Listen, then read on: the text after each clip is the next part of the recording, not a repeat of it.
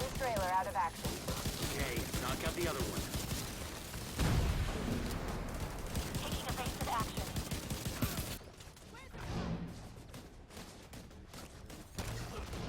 Hey, watch yourself! Immediate medical assistance needed.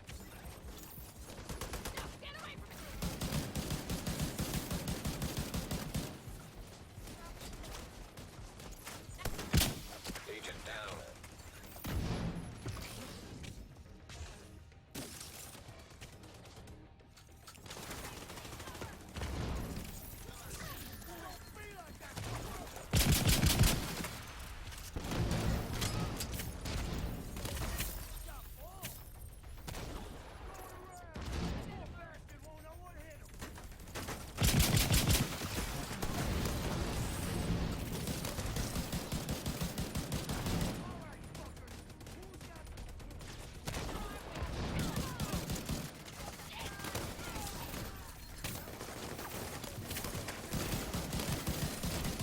An agent needs assistance.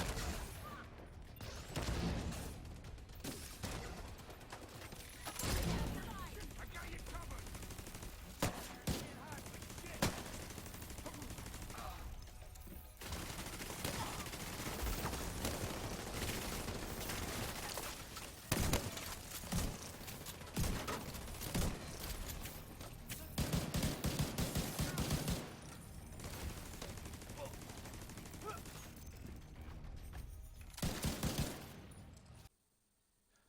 What is up, guys? Woo here, back again with another Division 2 build video, and you've seen the gameplay for this really fun situational build that absolutely does work in solo heroic content. Yes, also in group content, but more so in a group. Team-based build, that's for sure. This is where you'll see the true value of this build. This is like the Pikachu build because you are shocking every enemy that goes in distance in that vicinity of your assault turret or your hive restorer. This is a really fun build to use. You've seen the gameplay, it's at the start. That guy, he just wants to be shocked time and time and time again, and I couldn't resist. Yes, guys, this is my Pikachu build for PVE. It is a really, really fun build to use. Enough of the jibber jabber, let's talk about the formalities. If you enjoy the video, thumbs doodle, that helps, it really, really does. Give the video a bit of traction in the old YouTube algorithm, jizz jazz, whatever. And also, yes guys, if you're not subscribed, drop the woo bomb on the subscribe button. Ding that notification bell so you're notified when I upload my content, guys. Let's woo this. Guys, this is my Pikachu build for PvE. It's a lot of fun. A lot of fun rolling this build. It didn't make maxed. It ain't the only way to roll with this build. It's just a way that I'm rolling with it, and I'm having a lot of fun with this setup. And of course, guys, if you want to reach out to me personally, then I'm on Discord, I'm on Facebook and Twitter. The links are in the description. Guys, I'm rolling with the Technician Specialization because I want to garner the extra, 10% skill damage. That helps. But you don't have to. You can roll with the Survivalist if you wish. That will grant your teammates that extra 10% status effect damage. Or then when enemies have got status effects, then you'll grant your teammates 10% extra damage. And that's nice. That's a nice attribute for your teammates. I'm not with this. I've gone for Technician because I want to deal some more damage with the Assault Turret. And of course, you can invest a bit more into armor and have one more armor attribute, core attribute. That would help. That give you a bit more survivability and get your armor to around about 900k. You don't really need it, in all honesty, because the hive will keep you alive. That's for sure, and your teammates. With this, you can see 0 offensive. I have 0 defensive. I have 6 utility, and the mine attributes are all yellow. Yes, this is a full yellow build. Let's go for the gear. Okay, the mask. The mask is China Light Industries Corporation.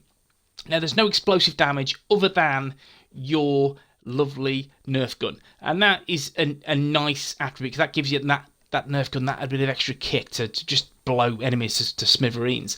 So that's why I've opted for this, and also because the backpack is a perfect piece, but we'll come back to that.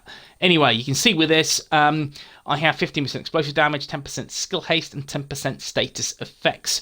10% skill damage, 11.9% skill haste, and 18.6% repair skills. Now, you don't have to have repair skills. You could go for skill haste to get your skills back quicker. However, to shave off a couple of seconds, I'd rather that oomph of the health. I'd rather that extra nice kick, and I've gone for repair skills on all the mods on the build. Now, the chest piece. Now, this is completely off the hook. Nobody uses this. I've not seen anybody in PVE in my time playing the Division 2 using this talent. So I thought, screw it. I'm a massive fan of Hardwired, especially pre-TU8, when Hardwired was actually sensational, was really the go-to skill build. And you'd have that electrifying shock to your enemies that are in the vicinity of your chosen stationary skills, which are the hive, the turret, and the remote pulse. Now with this is just bringing Hardwired back, and it's a lot of fun. You can see with this, it is Alpsum Armament, and repair skills, max skill damage 9% and 19% repair skills. So this is a really nice chest piece. Tamper proof, yes guys, that's the one. Enemies that walk within 3 meters of your hive, turret, or remote pulse are shocked. The arm time is 2 seconds, and the cooldown per skill is 10 seconds. So guys, as soon as you deploy your chosen skill, hive, turret, remote pulse, 2 seconds later, your chosen skill is armed. So anyone that walks within that vicinity will be shocked. There is a cooldown of every 10 seconds, which is decent. You've seen in the gameplay at the beginning, there's that 10-second cooldown. And again, if you have 2 skills, which I have, again, this is happening all the time, and that's what makes this build a hell of a lot of fun to use and to roll with in PVE. It's a lot of fun. I like tamper-proof. Yeah, you're missing out on damage. Do not get me wrong. Someone will tell me you're missing out on this, that, and the other. Couldn't give a shit. This is a really fun Uber build, and it just gives so much crowd control, and again delivers status effects that will also proc the backpack, which I'll come to shortly. So the holster is this really nice Wyvern Wear holster, which is 10% skill damage, yes, and the attributes, repair skills, which is max, and max skill damage. This is a really nice, sexy holster to use. The knee pads are the second piece of China Light Industries Corporation. I have skill damage of 10% and 11.4% skill haste. The gloves are HanaU, and this is again another near perfectly rolled pair of gloves, and I get 10% skill haste from HanaU Corporation. I get 10% skill damage from the attribute and 9.9% status effects. That 0.1% needs shooting out of a cannon into the moon, because that really irks me, but still, it's a really nice pair of gloves. Now, finally, the backpack is the strategic alignment, which is China Light Industries Corporation. That's why I'm using the backpack and utilising the 2 and the 3 piece. Now with this, the skill damage is 7.7%, which is a little bit on the okay-ish side. I have 10% status effects and 18.8% repair skills, and that's integral. It is because I want some healing attributes on this setup. I want to be healed. I want to heal my teammates, so it's a useful setup. As opposed to just keeping enemies in cover, you want to heal your teammates as well. So that's why I've gone for repair skills as the mods. Now, it has the talent Perfect, Shock, and Awe. Applying a status effect to an enemy increases total skill damage and repair by 20% for 27 seconds. So for half a minute guys, yes, your skill damage and repair will be increased by 20%. So my base damage on my Assault Turret is at 110k. This will be elevated past 130k, I believe it's 130 to 133k. That's nice. It's a nice little oomph and kick to the setup. Now, you have options with this. You don't have to go down the Perfect Shock and Awe route or Shock and Awe. You can go down the Creeping Death route. So again, that will apply that status effect, that shock, to all enemies within that 8 meter radius. That will help. But I just wanted that bit of extra skill damage on the turret and the repair from my hive, just to make the hive really strong. Again, it is entirely up to you guys, but Creeping Death, top tier talent. However, this is a really nice backpack, and I like this a lot. That's the gear. Let's take a look at the weapons. My primary weapon is the Surge. Now, I'm using the Surge because I want the extra skill damage. I want to proc the extra damage, and this will generate another 20 plus K on my assault turret. So my assault turret goes above 150k per tick. And this is, again, a really nice setup. So with this and the Surge, you're looking at 124k damage, 15% rifle damage, 14% critic damage, and 9% headshot damage. Not perfectly rolled, but again, a decently rolled Surge. In terms of the mods I've gone for before we go through the talent perfect spike, critic chance, rounds, critical chance, and technician and critical chance. What you could do as an idea, if you could go for something like the technician, laser pointer, and then spotter on the chest piece, that will garner some extra weapon and skill damage. That is an option, but I've gone down the tamper-proof, the shock-proof route, and again, it's entirely to you how you again utilize this setup. But for me, this is a really fun way to build, and the way you can look at it is there's lots of meta-ish builds, and you'll see people run a lot of the same builds, and yeah, it is what it is. I like to roll with fun builds. I like to make my experience within the game just enjoy the experience, and this is a really fun way to roll. Now, perfect spike. That's going to get me at 25% skill damage for 8 seconds. All you need to do, pop a headshot. Happy days, done. Works a dream. So perfect spike is my go-to on this setup. Then we have the secondary weapon, which is the Sweet Dreams. And again, I use this for one reason, and one reason alone. Not about the attributes or the damage, all that kind of crap. It's about the talent Sandman. Melee attacks instantly kill non-elite enemies, and there's a 15-second cooldown. Time this right, you can easily get 3 or 4 NPCs a minute. You can just, again, as soon as they're rushing, if they're red or veterans, then just a melee, they're done. Unfortunately, it doesn't work on elites. That's the only thing. Anything to bear in mind, guys, is only use this on red bars and purple bars, and you will get one-shot them with a melee. Even if they've got full armor, you'll still take them down. Really, really nice secondary weapon. It comes in so handy. You could go for something else, whatever. You can go for another rifle, AR, SMG, but this, again, it's the one-shot melee. It saved my life and my skin a few times, so I like the Sandman talent on the Sweet Dreams. Now, you guys, you know me, sidearm, you know what it is, the backup boomstick. I like the look of this sidearm. It's just beautiful. It's a nice little shotty. It's cool. But anyway, I don't use it. You can see for show. It is what it is.